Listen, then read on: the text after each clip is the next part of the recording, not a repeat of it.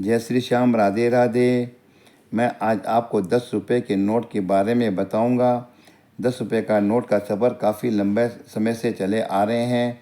वर्ष 1943 में king George 6 के शासनकाल में ही 10 रुपये का नोट जारी किए गए थे, जिसमें किंग का चित्र था और दो हाथियों के साथ मूल्य वर्ग भी लिखा गया था।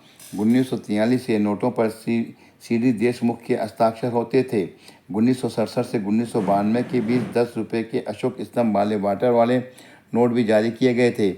भारत की आज़ाद होने के बाद 1968 में भारतीय रिजर्व बैंक द्वारा 10 रुपये का नोट जारी किया गया था।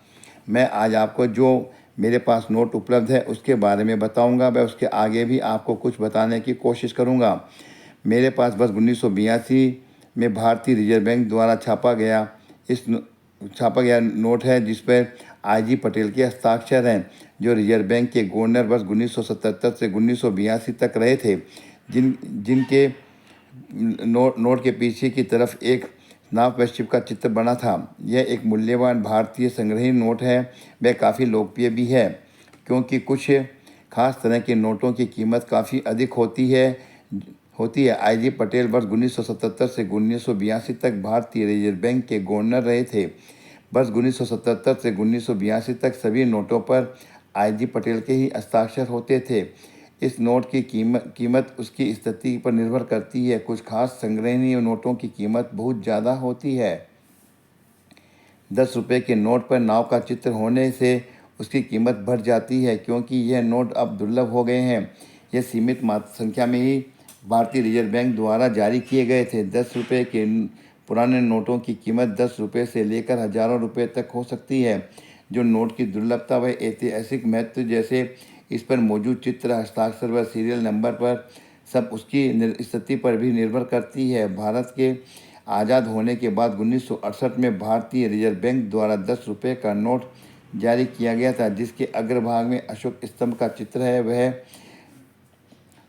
दूसरी तरफ वाटरमार्क बना हुआ है। वह सबसे ऊपर कोनों में अंकों में 10 लिखा गया है। वह दूसरे कोनों पर नोट का सीरियल नंबर लिखा गया है। वह दोनों के बीच में अंग्रेजी में reserve bank of India capital अक्षरों में लिखा गया है।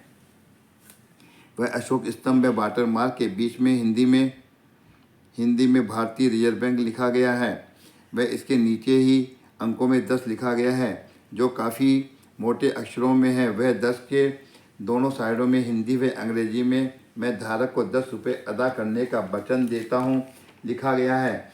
वह वाटरमार्क के नीचे की तरफ नोट का नंबर लिखा गया है। वह अशोक स्तंभ के नीचे हिंदी में 10 रुपये लिखे गए हैं। वह दोनों के बीच में गवर्नर आईजी पटेल के हस्ताक्षर हैं। अशोक स्तंभ के दोनों तरफ मेहराब की डिजाइन के पिलर बने हुए हैं, जो काफ़ी सुंदर नज़र आते हैं। वह वाटरमार्क की तरफ चारों तरफ बेलनुमा चित्र बने हुए हैं, जो इस नोट को और भी ज़्यादा सुंदर बनाते हैं। इसके रिवर्स की बात करें तो इसके रिवर्स में दोनों कोनों पर अंकों में 10 लिखा गया है। वह उसके बीच में हिंदी में भारतीय रिजर्व बैंक लिखा गया है। वह एक तरफ भारत की 13 भाषाओं में 10 रुपये लिखा गया है।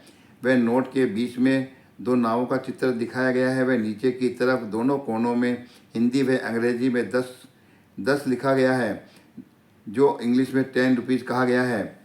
वह नावों के नीचे भारतीय रिजर्व बैंक का मोनोग्राम लगा है, जो गोलाकार है। उसके बीच में अंग्रेजी में रिजर्व बैंक ऑफ इंडिया लिखा है। वह एक खजूर के पेड़ के साथ शेर का चित्र भी दिखाया गया है। वर्ष 1969 में गांधी जी की पहली बार तस्वीर वाले नोट आए थे।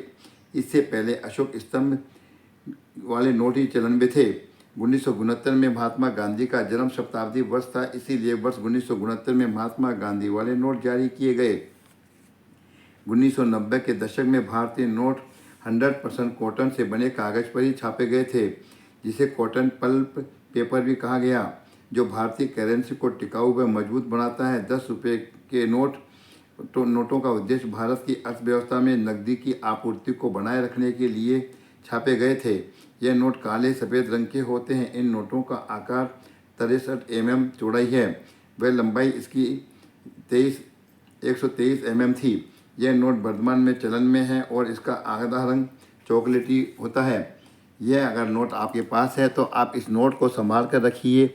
यह नोट आने वाले वक्त में आपको और ज़्यादा अधिक कीमत दिला सकता है। यदि आपको ये नोट खरीदना है या बेचना भी हो तो आप इसको सिक्का प्रदर्शनी में जाकर बेच सकते हैं, जिसमें आपको उचित कीमत मिल सकती है।